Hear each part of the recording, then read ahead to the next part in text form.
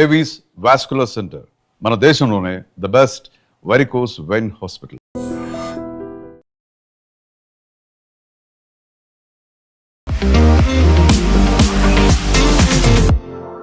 నమస్తే, నేను Kavitha. Welcome to I dream news and నిజాలు. స్పెషల్ ఇంటెన్సివ్ రివిజన్ తర్వాత తమిళనాడులో 74 లక్షలకు పైగా ఓట్లని తొలగించినట్టుగా కేంద్ర ఎన్నికల సంఘం అనౌన్స్ చేసింది. ఇక వెస్ట్ బెంగాల్కి సంబంధించి for the first time judicial system కూడా ఈ ఎన్నికలకు సంబంధించి స్పెషల్ ఇంటెన్సివ్ రివిజన్ గురించి ఫోకస్ పెట్టబోతోంది. బట్ అక్కడ మమతా బెనర్జీ మాత్రం లక్షల మందితో మేము ఢిల్లీని ముట్టడిస్తాము అనేటువంటి ఒక మాట, ఆందోళన కూడా చేస్తామనేది చెప్తున్నారు. యాక్చువల్గా సర్ వల్ల లాభం జరుగుతోందా, నష్టం జరుగుతోందా, రాష్ట్రాలు ఎందుకని దాన్ని వ్యతిరేకిస్తున్నాయి? మనతో పాటుగా ఉన్నారు సీనియర్ జర్నలిస్ట్ సురేష్ కొచ్చతిల్ గారు. సార్ నమస్తే. సో మనం స్పెషల్ ఇంటెన్సివ్ రివిజన్ గురించి మాట్లాడుకున్నప్పుడు ప్రతిసారి హాట్ టాపిక్ అయ్యేది ఒకటి వెస్ట్ బెంగాల్, ఒకటి తమిళనాడు అవుతుంది. సో తమిళనాడులో ఇప్పుడు 74 లక్షల ఓటర్లని తొలగించేశారు. అక్కడ క్లారిటీ ఉందా? క్లియర్గా ఉన్నారా వాళ్ళందరూ? తమిళనాడులో ప్రాబ్లం లేదు. తమిళనాడులో అసలు ప్రాబ్లం రావట్లేదు. In fact highest number of voters ఇప్పుడు దాకా జరిగింది గుజరాత్లో 68 లక్షల మంది, 68 lakhs, which is equal to బీహార్లో మీకు గుర్తుంటుంది, బీహార్ ఎలక్షన్ కన్నా ముందు 68 లక్షలు. వెస్ట్ బెంగాల్లో first phase of SIR, that is absent, shifted, dead voters and duplicate voters, ASDD అంటారు. వీళ్ళు 54 లక్షల మంది ఉన్నారు. వాళ్ళని ఎవరు అప్పీల్ చేయలేదు. 10-20 మంది అప్పీల్ చేశారు. మమ్మల్ని చనిపోయారని చూపించారు, మేము బతుకున్నామని చెప్పేసి వాళ్ళ కేసు అంతా కన్సిడర్ చేశారు. సో ఆ 54 లక్షలు వెస్ట్ బెంగాల్లో ఫస్ట్లో ఉండిపోయింది. సెకండ్ ఫేజ్ 1,04 లక్షల మంది ఆ డిస్క్రపెన్సీ, దాన్ని లాజికల్ డిస్క్రపెన్సీస్ అంటారు. దాంట్లో ఒక మనిషికి 385 మంది పిల్లలు ఉన్నారంట. Another person he's got 430 grandchildren. 5 ఎంతో పిల్లలు ఉన్నారు ఆయనకి. వాళ్ళ నుంచి గ్రాండ్ చిల్డ్రన్ 430 అంట, which is not possible.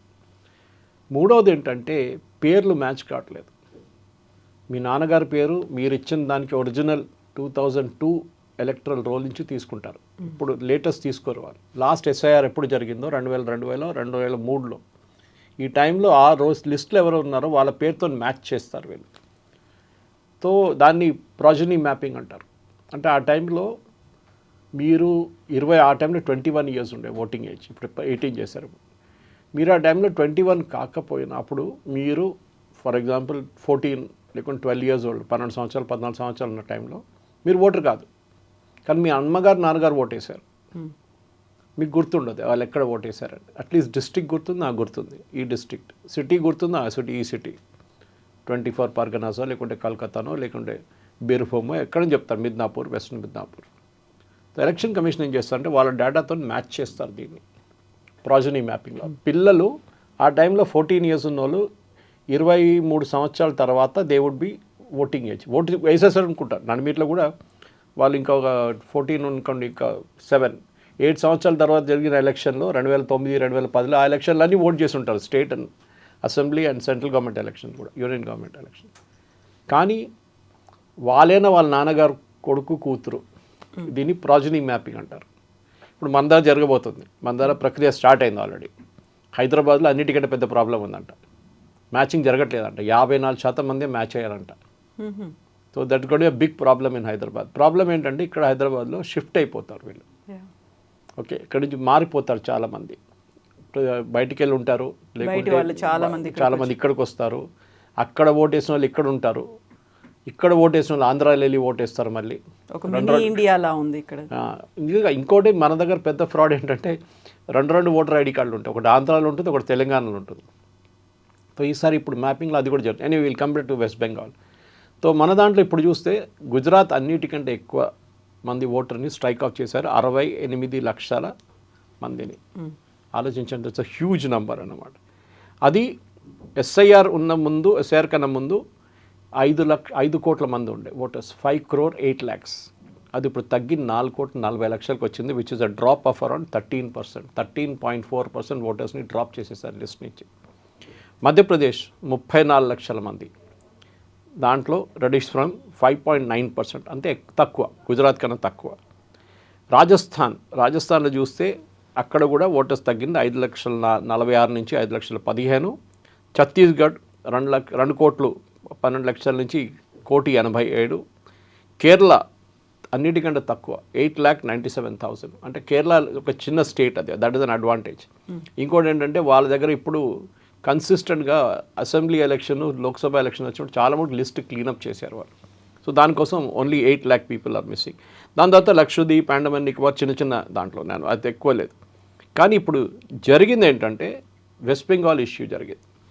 West బెంగాల్లో మీకు తెలుసు మమతా బెనర్జీ సుప్రీంకోర్టుకి వెళ్ళింది. ఆమె అక్కడ వెళ్ళి పెద్ద గొడవ చేసింది.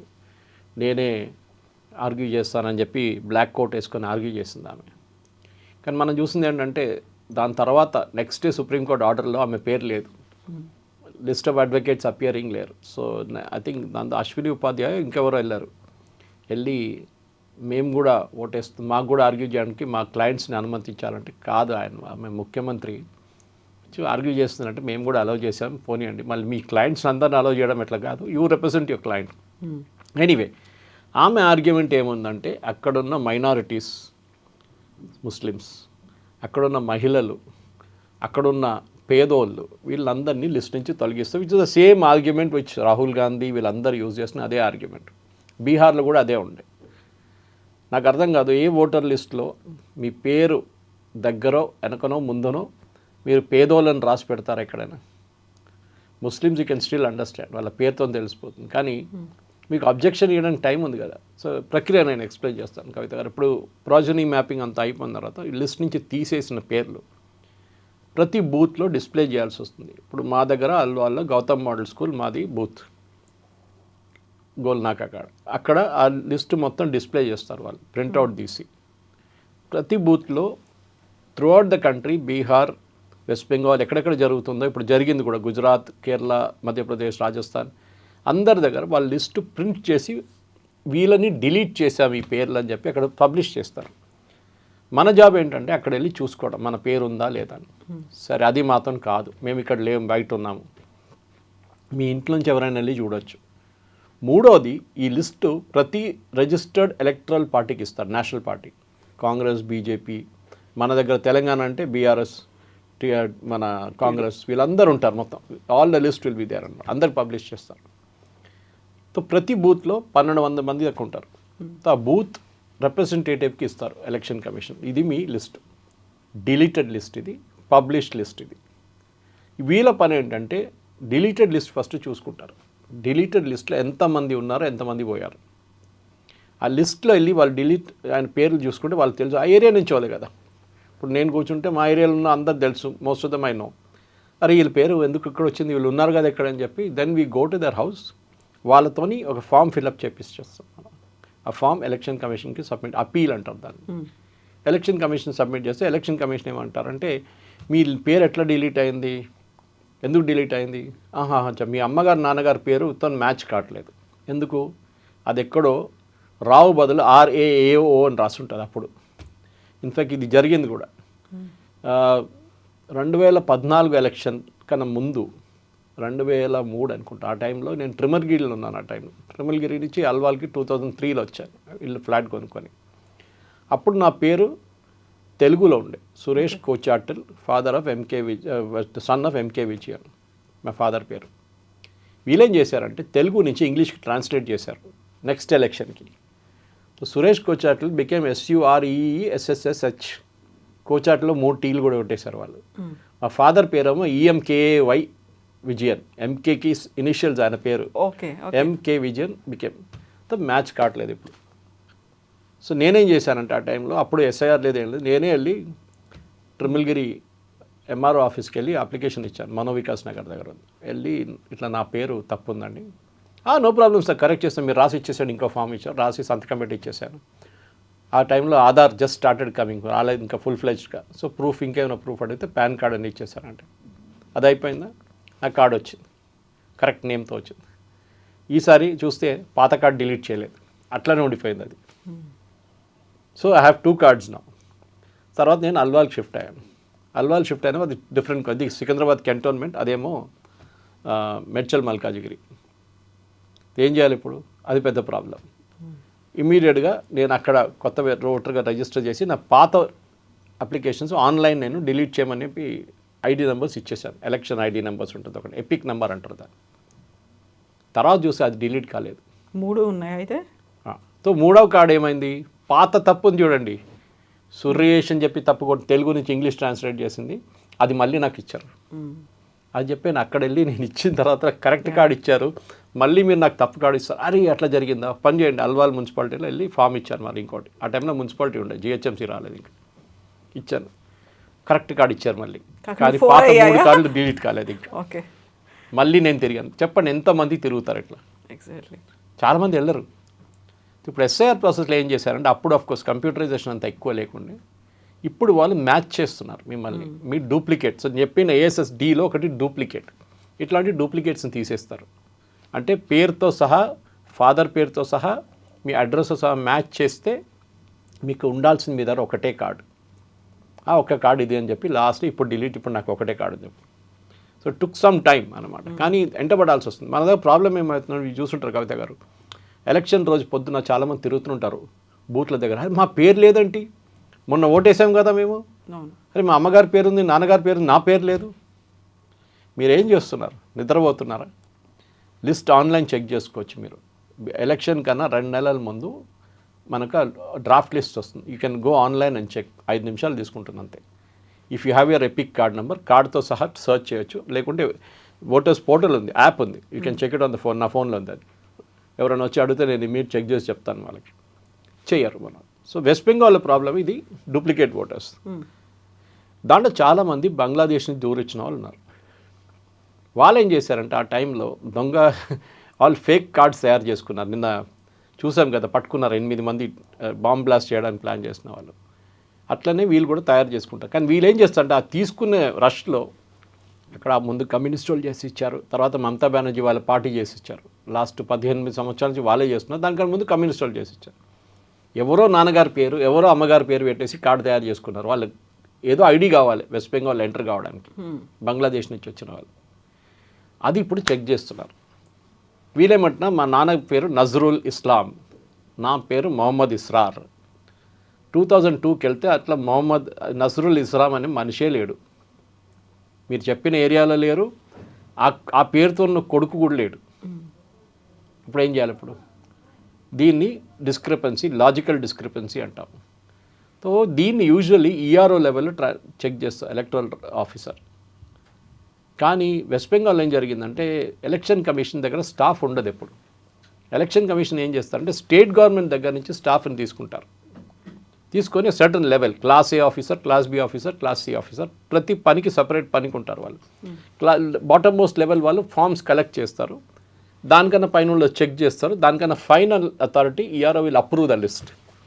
యూజువలీ అక్కడ డిస్ప్యూట్ ఉంటే డిస్ట్రిక్ట్ కలెక్టర్ లెవెల్ వెళ్తుంది, which is the returning officer of that constituency. అక్కడ ఆమె స్టాఫ్ని ఇవ్వలేదు, ఇచ్చిన వాళ్ళంతా టీఎంసీ వాళ్ళు. ఓకే, దాంతో కొంతమంది ఏం చేశారంటే వాళ్ళ user name password which is suppose to be secret వాళ్ళు టీఎంసీ లీడర్స్కి ఇచ్చేసిండ్రు. వాళ్ళు కూర్చొని బల్క్గా ఫామ్ కొట్టేసిండ్రు, 50-60 గంటకి. ఇంపాసిబుల్, 1 మినిట్ అంటే 10 మిషన్లు పెట్టుకుని కొట్టుకుంటే పోతున్నారు వాళ్ళు. సో అది ఆటోమేటిక్గా ఎలక్షన్ కమిషన్ క్యాప్చర్ చేశారు ఇన్ఫర్మేషన్. ఎందుకంటే ఇప్పుడు ఏఐ టూల్స్ యూజ్ చేస్తున్నారు చాలా మటుకు.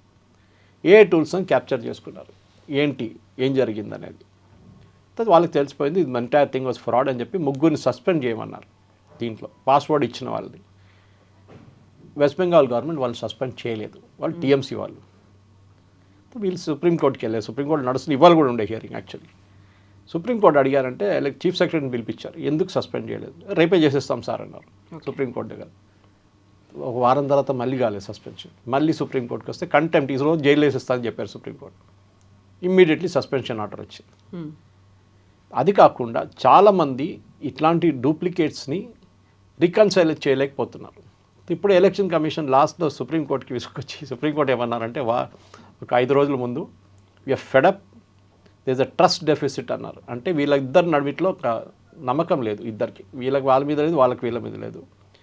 ఎలక్షన్ కమిషన్ చెప్తున్నారు వెస్ట్ బెంగాల్ గవర్నమెంట్ కోఆపరేట్ చేయట్లేదు, స్టాఫ్ని ఇవ్వట్లేదు, వీళ్ళేమంటున్నారు, మేము స్టాఫ్ ఇచ్చాం కానీ వీళ్ళు మాకు క్లాస్ ఏ ఆఫీసర్లు కావాలంటే మా దగ్గర క్లాస్ ఏ ఆఫీసర్ అవైలబుల్ లేరు, వాళ్ళకి చాలా పనులు ఉన్నాయి, వాళ్ళని మనం డిస్ట్రిక్ట్ కలెక్టర్ నుంచి లేకుంటే మన టీచర్లు వీళ్ళందరూ పంపించలేము, క్లాసులు నడుస్తున్నాయి, మేము ఎట్లా పంపించాలి, పెద్ద గొడవ. ఇప్పుడు ఫైనల్లీ సుప్రీంకోర్టు ఏమన్నారు, ఓకే ఫర్గెట్ ఎవ్రీథింగ్, మేము మా జ్యుడిషియల్ ఆఫీసర్స్ని పెట్టేస్తాం. అంటే డిస్ట్రిక్ట్ లెవెల్ నుంచి ఉన్న జడ్జెస్ని, అది మున్సిఫ్ ఉండొచ్చు, డిస్ట్రిక్ట్ జడ్జెస్ ఉండొచ్చు, జూనియర్ జడ్జ్ ఉండొచ్చు, ఫ్యామిలీ కోర్ట్ జడ్జెస్ ఉండొచ్చు, చాలా మటుకు ఉంటుంది జడ్జెస్. అట్లా వాళ్ళని మొత్తం తీయకుండా అట్లీస్ట్ 50 to 60% వాళ్ళని ఈ పని మీద పెట్టేస్తాం.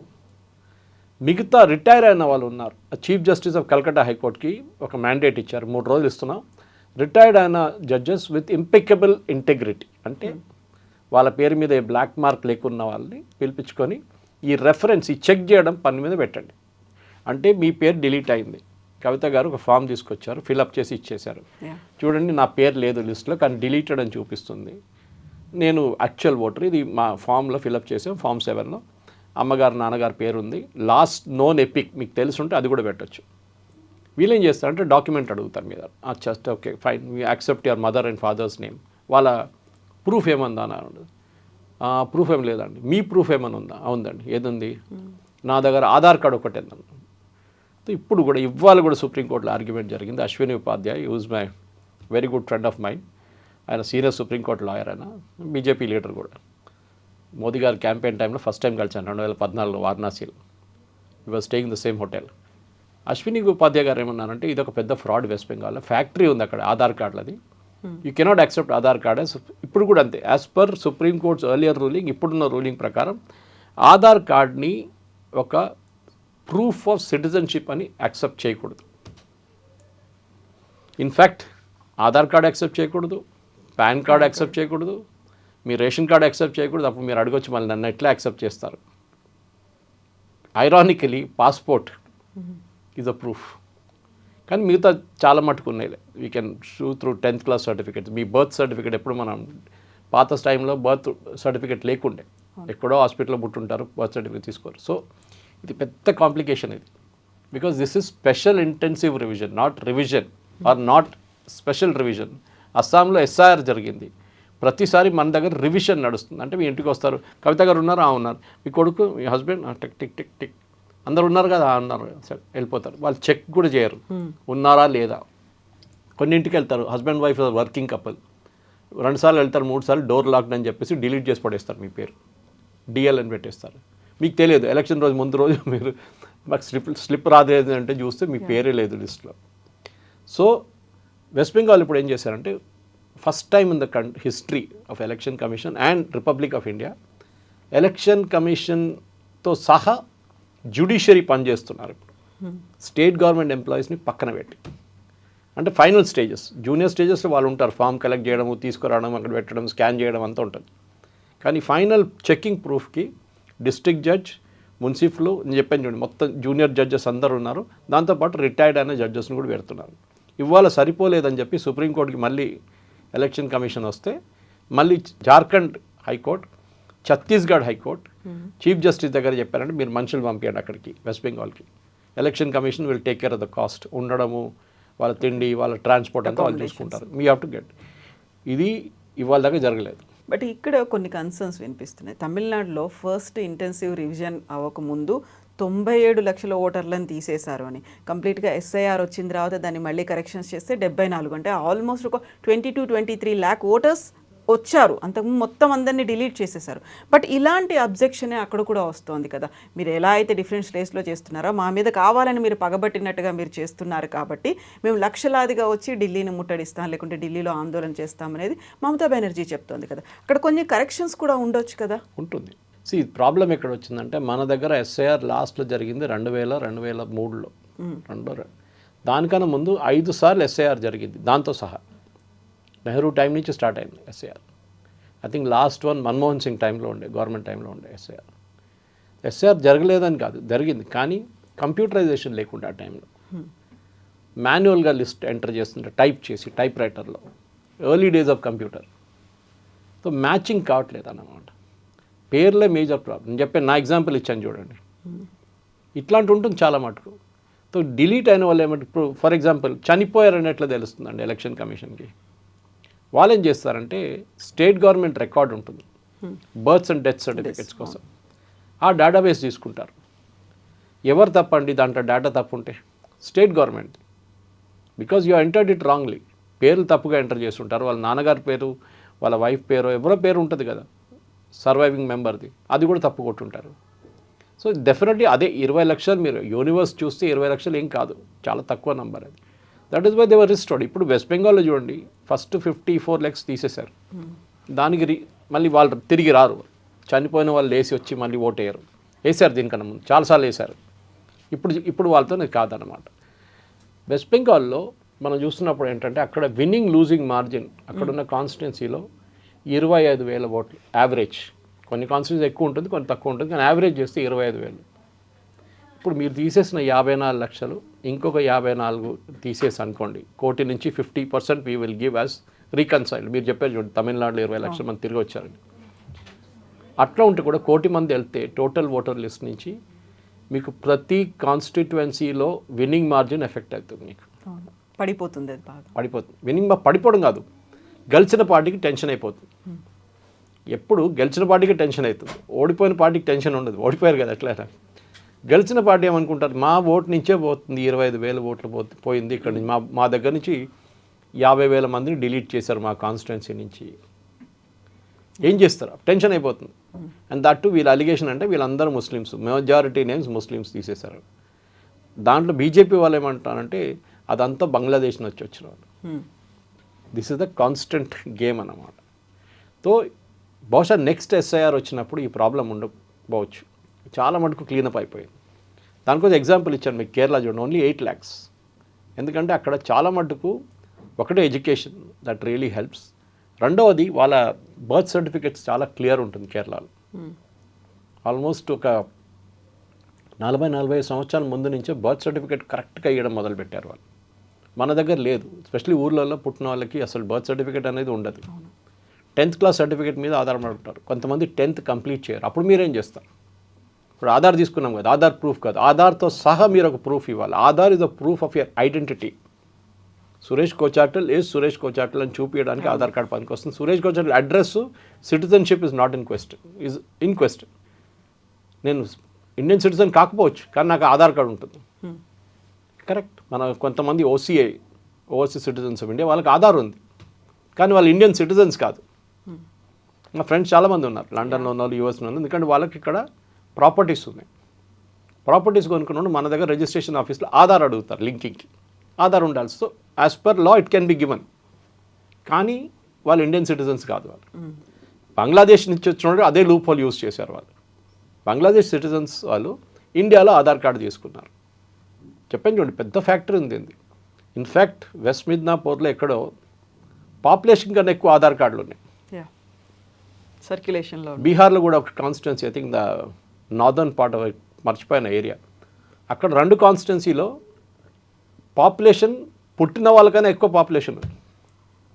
Birth number of people born plus number of people died minus existing చూస్తే దానికన్నా డబుల్ అయిపోయింది పాపులేషన్. ఎక్కడి నుంచి వచ్చారు వీళ్ళందరూ? ఇది క్వశ్చన్. సో ఫస్ట్ టైం సైంటిఫిక్గా చేస్తున్నారు. సుప్రీంకోర్టు సెట్ ఏ ప్రసక్తే లేదు ఆపడానికి. This will not stop. Stalin, Pinarayi Vijayan వీళ్ళందరూ గొడవ చేశారు, సుప్రీంకోర్టుకి వెళ్ళారు, అది ఇది అన్నారు. స్టాలిన్ అయితే పెద్ద స్టేట్మెంట్ ఇచ్చాడు, మేము మొత్తం అసలు దీన్ని చేయనీయం ఇక్కడ.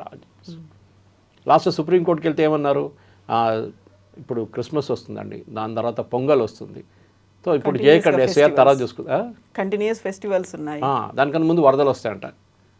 కానీ అక్కడ మీటింగ్ పెట్టినప్పుడు ఏమన్నారు, we will not allow SIR అన్నారు. ఇట్స్ ఇల్లీగల్ కాదు, కాన్స్టిట్యూషనల్ మ్యాండేట్. బీహార్ కేసు వచ్చినప్పుడు సుప్రీంకోర్టు చాలా క్లియర్గా చెప్పారు, it is a constitutional mandate. చేయాల్సింది చేయలేదు, లాస్ట్ 20 సంవత్సరాల్లో చేయలేదు. దానికి చాలా తప్పులు, దానికి కారణాలు చాలా ఉన్నాయి. కోవిడ్ వచ్చింది, అడ్మిట్ మన సెన్సస్ కూడా జరగలేదు, ఇప్పుడు మొదలవుతున్నాయి సెన్సస్. సో ఇప్పుడున్న ఈ లిస్ట్ క్లీనప్లో I won't say 100% correct, but at least 80% correct అయిపోతుంది. నెక్స్ట్ ఎస్ఐఆర్ వచ్చేదాకా లిస్ట్ ఇంకా క్లీనప్ అయితే భారతదేశం పాపులేషన్ 140 కోట్ల నుంచి ఇప్పుడున్న 140 నుంచి మన పాపులేషన్ తగ్గి 128 130కి వస్తుంది చూడండి. Our population is not 140 crores. Only ఇప్పుడు ఓటర్ లిస్ట్ కరెక్షన్ మాత్రమే కాదు కదా, చాలా వరకు జరగాల్సినటువంటి చేంజెస్ అన్నీ జరగాలి. అక్కడ ఉన్నటువంటి లూప్ హోల్స్ని సెటరైట్ చేయాల్సినటువంటి అవసరం ఉంది. ఎక్కడైతే మిస్యూజ్ చేస్తున్నారో వాటన్నిటిని కరెక్షన్స్ చేయాలి కదా. అదొక లెబోరియస్ ప్రాసెస్ అవుతుంది కదా మరి. అంటే నడుస్తుందండి. మీకు ఒక 1 minute 1 డాక్యుమెంట్ చెక్ చేసుకోవచ్చు మీరు. అంటే ఒక 5 minute బ్రేక్ నడిమిట్లో పెట్టుకుంటే కూడా 55 డాక్యుమెంట్లు చెక్ చేసుకోవచ్చు. 55 మంది ఓటర్ లిస్టు. మీరు 40 మందిని అక్కడ కూర్చోబెడితే ఒక కాన్స్టిట్యున్సీ మొత్తం క్లియర్ అయిపోతుంది 3 రోజుల్లో. పెద్ద పనేం కాదు. కానీ they should be people with impeccable integrity. ఇంకోటి ప్రాబ్లం ఏమవుతుందంటే మన దగ్గర అమ్మాయిలు పెళ్లి చేసుకున్నప్పుడు వాళ్ళ హస్బెండ్ పేరు తీసుకుంటారు, నాన్నగారి పేరు తీసేస్తారు ఒక్కొక్కసారి, లేకుంటే ఫ్యామిలీ నేమ్ తీసేస్తారు. అది పెద్ద ప్రాబ్లం అవుతుంది. నా అడ్వైస్ అదే ఉంటుంది. మా వైఫ్ది కూడా నేను పేరు మార్చలేదు, మా కూతురు కూడా అట్లనే ఉంచుకుంది. కానీ legally she has taken the other name, but still she has kept it in the official record, she is that only.